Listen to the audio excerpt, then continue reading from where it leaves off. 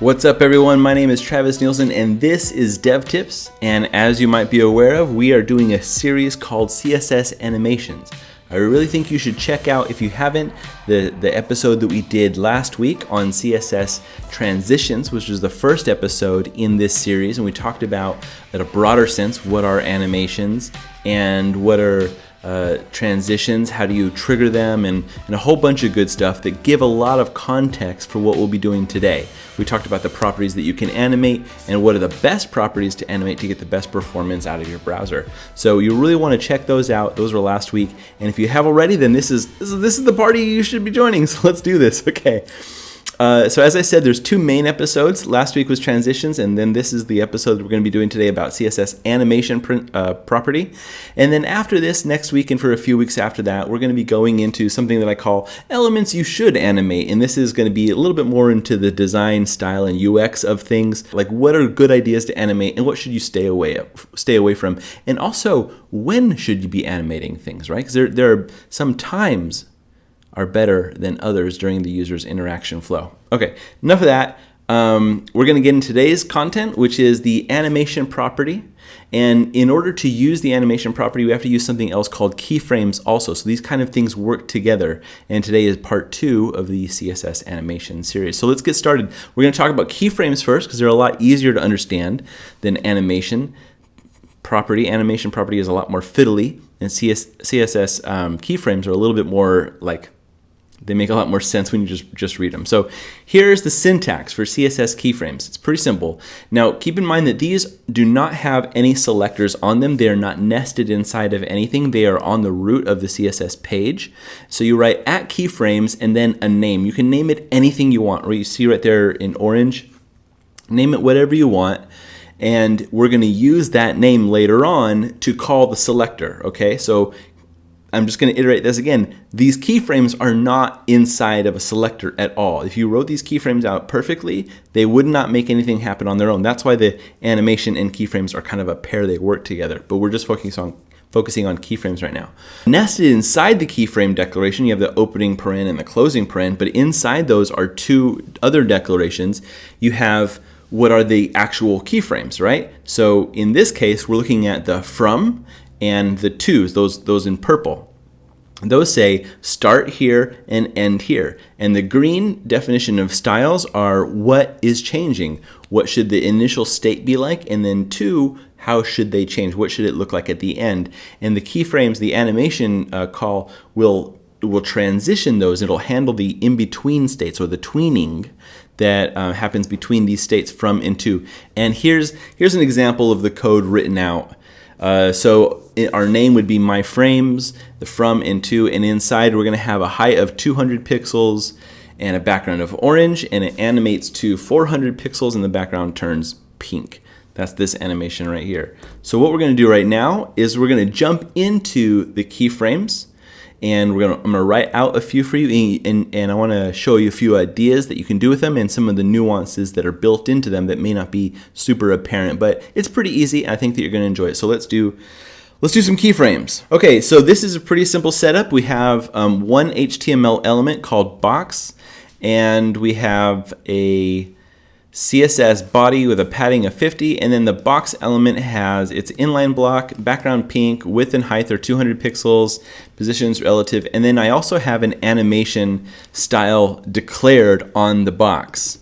Okay, now currently it's doing nothing because it's calling keyframes called myframes, but there currently are none, so we need to write that. Now later on, when I go in to do animation, I'm gonna like talk about everything that you're seeing here, and I'm gonna delete it and write it out for you and with you so you can see how that's generated. But I need those things to enable you to see how these keyframes are working, right? Okay, so we're gonna say at keyframes, and then I'm gonna use the name that I'm called in the animation right here, called myframes, right? So the keyframes are myframes, and now we'll write from to have the starting state, and then let's just say height is a good example to see this. Height is 200 pixels as it is, and then the 2, we want it just to grow height to maybe about, let's say 600 pixels. Okay, so it's growing 600 pixels, and you notice that when the animation is done, when it's grown all the way to 600 pixels, it just resets because the animation is looping. And we'll talk about how to define the behaviors of the animation in a little bit, but right now these keyframes are telling us what is happening, and the animation call will tell us how it's happening. So one of the things you can do in this is put multiple style declarations in here. So for example, I'm going to write background orange, if I can learn how to spell orange. And the animation is starting at pink and animating down to orange, right? It's pretty simple. You can also do this. Instead of saying from and to, you can say 0% to 100%. And this is just the same as doing from and to, but what this enables you to do is to add something else in there. Like let's say here's 30%, and we'll make the width 400 pixels. See there? At 30%, it's growing a little bit wider as it's animating down. Now, if I want that width to kind of stay out there, I could write 100% right here. Right? So notice that you can define 100% twice, really, which is an interesting thing. You might not see that a lot, but it's possible. You could even do let's say 70% here. So in this case, I'm defining 100% before I'm defining 70%. All right? You see how 100% does not have a height of 600, so it's shrinking back up before the animation resets. Right. So there's a lot of interesting things you can do there. It's pretty malleable, but it makes But it makes a lot of sense when you kind of start digging into it. And again, all of these things that I'm showing you today are just like how this works, right? And to really get a great understanding of how it works, you're going to have to crack open your browser and your editor and start messing with things and to really understand it. And before we're done with keyframes here, one thing I wanted to show you is you can create kind of like a pause in the middle of the animation in certain ways. So for example, if I change this 100 to 70 and this back to 100, so you could see that, let me make it simpler for you. Let me just make this simpler for you. I'll make this 400, I'll make this height so it's easier to see. Get rid of this background color stuff. So what's happening is you're gonna see what it looks like the animation going to 400 pixels and then pausing and then working down to 600 pixels. And that's because from 30% to 70%, I don't have any changes going on. And that's one really quick way to do that right here. And so instead of like controlling random elements right here, you could also like make it more in line and have it create like a little break in the animation or a little pause. So this is all one looping animation, even though it looks like two animations are happening, grow and then grow, but it's actually grow, pause, grow inside of one animation, okay? So that's a little trick for you. And next, let's go back to the code and learn about this guy, learn about animation. Yee. So the animation property is pretty complicated and nuanced, but it's also pretty straightforward once you get the hang of the idea. So here we are looking at the syntax. Keep in mind that the animation property is inside of the selector, right? It doesn't hang outside like the keyframes do. In fact, that name, which is the first value of the animation property, that should match the keyframes perfectly, exactly. And this is how you tie the keyframes to the animation. So the keyframes are what the animation does, and the animation is how it's done, like the speed, the duration, the timing function, the delay, how many times it does, that's the iteration count, and all this stuff. This is an example below of what it might look like written out. And keep in mind that the animation property is a shorthand CSS property. So all these things, my frames, 2 seconds, ease in out, 0 seconds, infinite, they all have meaning, but you have to understand what you're looking at. It could look like just like a bunch of random garbage. So my recommendation is get in the habit of understanding what each of these keywords are, or what each of these values represent. But in the meantime, there's a longhand way to write them out, and they're a lot easier to read and a lot easier for me to talk with you about them. So let's jump back into the code, and I'll show you exactly what I'm talking about. So here we are where we left off in our code. We have this animation right here, and this is, again, that shorthand, and we're going to delete that. And I have in my clipboard, I'm just going to paste basically the same thing that the shorthand was doing, but maybe a little bit more verbose. So each of these properties here was one of the, equates to one of the values that you saw in the shorthand. So let me separate this out from the selector a little bit. Okay, so animation name obviously is going to be my frames because our keyframes are called my frames. And if we want this animation to work, it has to be exact. Now we want this animation to last 2 seconds long. So a lot of these are pretty easy, but some of them are a little bit tricky.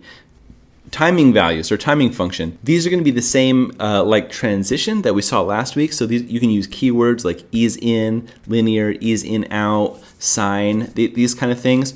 Or you can even use cubic Bezier like we saw again last week in the transition episode. Now animation delay is interesting to understand because it means how long are we going to wait once this animation is triggered before the visuals start happening, right? And when you think about, okay, so the next one here is called iteration count, and I'm going to circle back to delay and show the relationship there. Iteration count is a number. Should this animation happen twice? You write the number 2. Right here I have the keyword infinite, which means that this animation will keep going forever. Now go back to the delay. You might think that if I put a delay on it, let's say 5 seconds, watch this animation sit here for 5 seconds and then start. Now what is your assumption? Do you think there's going to be a 5-second between each one? Well, you're wrong. There is not. So this delay only is attributed to how long do we wait before the animation starts. If you want a delay between each iteration, you have to build it into your keyframes, kind of like we did here when we paused it at 400. So you might say 0 to, let's say, 20%, and then there would be a delay in the beginning. Then the next one. This is riveting. Oh, that 5-second threw me off. I was like, what? I thought we got rid of that. Okay, so the 5 seconds is gone. Now, iteration count infinite. Now, here's an interesting thing as well. Because let's say we put our iteration count at 3. This means that this animation will happen 3 times, and then it will stop. 1, 2, and then stop, okay? That makes sense. Now, the animation direction is pretty closely tied to the iteration count, okay? So direction means, if you can think of a timeline, right? This is an animation. So timeline is which way is the playhead moving. You can actually put this in reverse. So now the animation will shrink instead of grow because we're doing this animation in reverse, and it will do it 3 times, notice, and now it's done. You can also put another keyword, alternate. And this one means that it will go forward, backward, and then forward again, and then stop. Now, you might have thinking like, oh, why didn't it go back and forward 3 times? But it didn't, because each way, forward, reverse, and forward again, that's 3 iterations. You have to be careful of that. So if you want it to go up and down 3 times, you have to put 6 iterations because, each one is 2. You know what I mean. Now let's look at animation fill mode. This is a weird one. So you'll notice that every time this animation stops, it goes back to where it started. This animation fill mode will control what the element looks like after it's been animated, right, or stopped.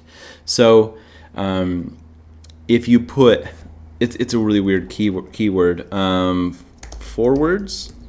This keyword will say, make it look like the last frame, or make it look like the ending of the animation and then stop it. So you notice how it went down, up, and down, which is our 3 iteration count. And then I said forwards, which means it stops and it looks like how it should at the end of the animation. I usually do forwards, but you could use backwards or normal or inherit, like other things. There's other keywords there, but forwards makes the most sense to me. Like if I animate something to the right, I want to stay to the right. And the next thing is animation play state. This could be running or paused.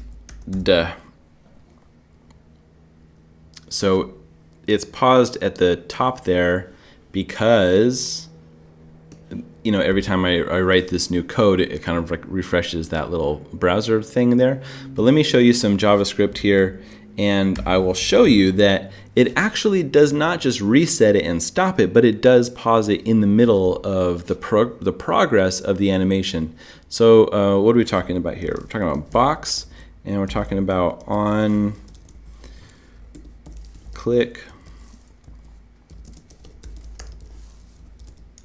function. Okay, and inside of that click function, we'll say the thing that we clicked on, toggle class is paused. All right, so that's our JavaScript, and we need to make another class here, and we'll say and is paused. And then in that class, we'll put this animation play state paused. And then let's put the iteration count.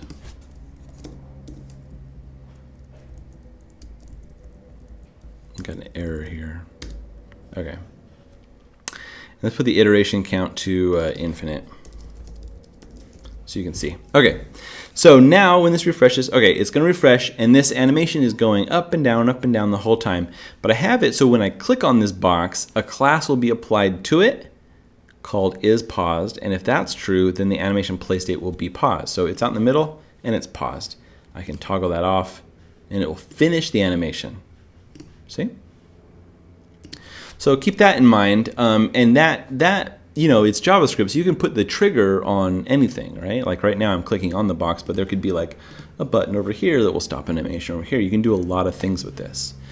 So now let's talk about triggering, since we're already doing it here with the paused. Why don't we talk about, I mean, last time we showed you, when we did transition, I showed you how you can hover over something to enact an animation. You can add or remove classes to get animations going or stopping, right? And then you can also do what I just did right now by using this this paused technique. The other way to get an animation going is by introducing a new element that has the animation applied to it. So if we go back to our classes, it's the third one, right? New elements that have animations already on them start getting animated. And this is not how transitions work. Remember at the end of the last video, if you introduce a new element with a transition on it, it starts at the end of the transition. It's just like, oh, I've already been transitioned. But this will do the whole animation in front of you. Okay, let me show you how that works. Okay, so I haven't thought about this example yet. Let me do an iteration count of 1, and I'll do the keyframes, not height, but transform scale from 0 to, is it like animating while I'm working on this? 0 to 1, and we'll do the duration faster, much faster, 300 milliseconds maybe. The ease in out is good. Delay 0, good. 1, nope. Is it normal? And fill mode forwards. Yeah, that's good. And not is paused. Okay, so when I click on, let's say body, let's just click on anything. The body will get appended. Append a box, which is our pink element that has it on there. Now let's delete box, and what I hope we see is click on the body and the word box shows up. Oh, I was using Jade inside of jQuery. Not possible. Div class equals box. Okay, save.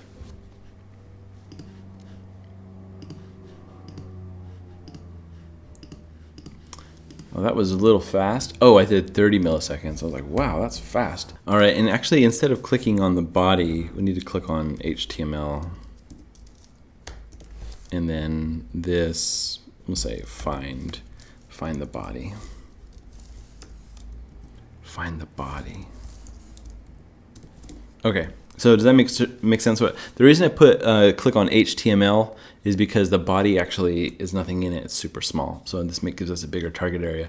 I'll click on the HTML, and guess what happens? A box grows in.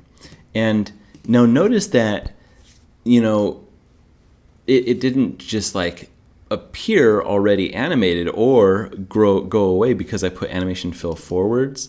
So this is a great way of, like, if you have like if your box said, you know, there's like an alert inside of it, then it's a great way to like be able to share the message with, you know, the viewer, like, oh, here, grow the box, there it is, and there we are. And you can do other things in here as well. Like, remember we said that in the last video, opacity was a great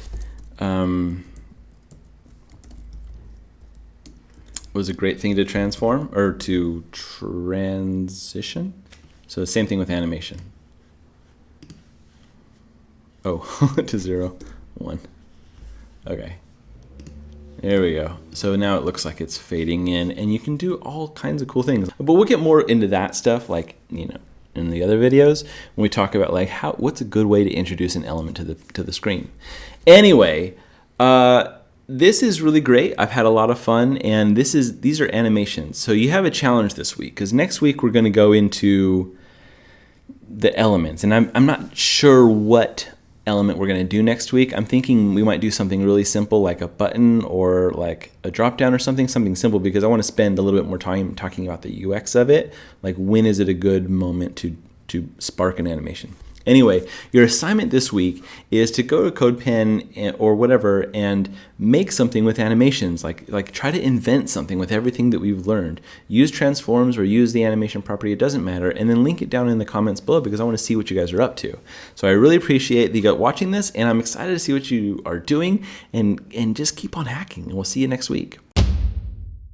Thank you so much for watching this video. I'm really glad that you did. I'm glad it's done too, because I recorded it like 3 times. The first time was like over an hour and a half long. I hope I can even get this edit down. But I want to thank everybody who is a patron of the channel. These are my patron buddies. And what happens is people go to patreon.com/devtips and they pledge a dollar amount to the show. That's right, they support the show, and they support the show and make it free for everybody to engage with and watch and benefit from. So we're teaching skills here that are money-making skills. It's true. With the things that we learn here at DevTips and other places, you can get a job in the industry and you can become a professional and you can make a living. I do. And that's why I'm so interested in helping people come to it, because there's really no gatekeeper in this industry. You just have to put in the time, patience, energy, and effort to learn this stuff and get good with it, and then it can be your livelihood.